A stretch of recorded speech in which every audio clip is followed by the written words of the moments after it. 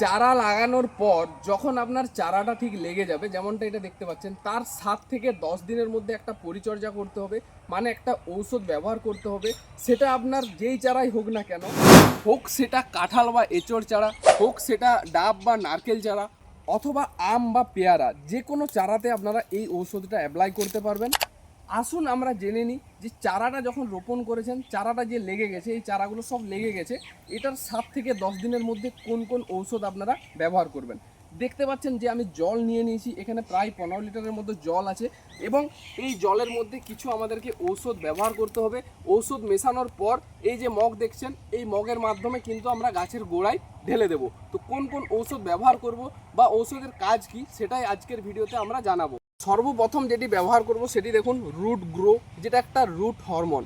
মানে এই যে গাছগুলো জাস্ট লেগেছে, এই গাছগুলোকে এই সময় সব থেকে যেটা প্রয়োজন সেটা হলো শেকড়ের মজবুতি দেওয়া বা শেকড় বৃদ্ধির জন্য।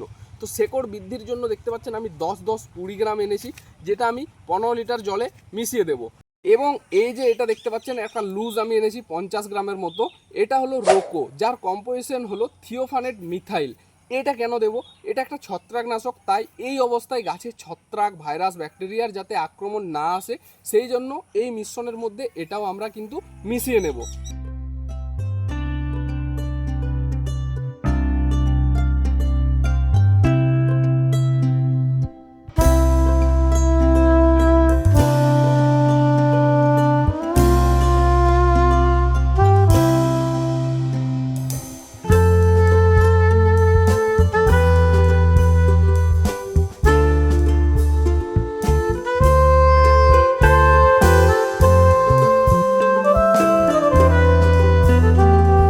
তো এই দেখুন আমাদের মিশ্রণ কিন্তু বর্তমানে প্রস্তুত হয়েছে, এবং এই যে মগটা রয়েছে এটার 1 মগ করে আমরা গাছের গোড়ায় দিয়ে দেব। এবং এই যে গাছের গোড়া দেখতে পাচ্ছেন, গোড়াটা এখনো বাঁধা প্রয়োজন, কিন্তু এখনো দেওয়া হয়নি, কিছুদিনের মধ্যে সার দেব, এবং এই গোড়াটাকে কিভাবে বাঁধছি সেটার ভিডিও আপনাদের সামনে উপস্থাপনা করব। তো এখন আমি সমস্ত গাছে এগুলো পরপর একবার মিশ্রণটা দিয়ে দিই, এবং এর ঠিক 15 দিন পর সেম প্রসেস আবার আমরা ফলো করব।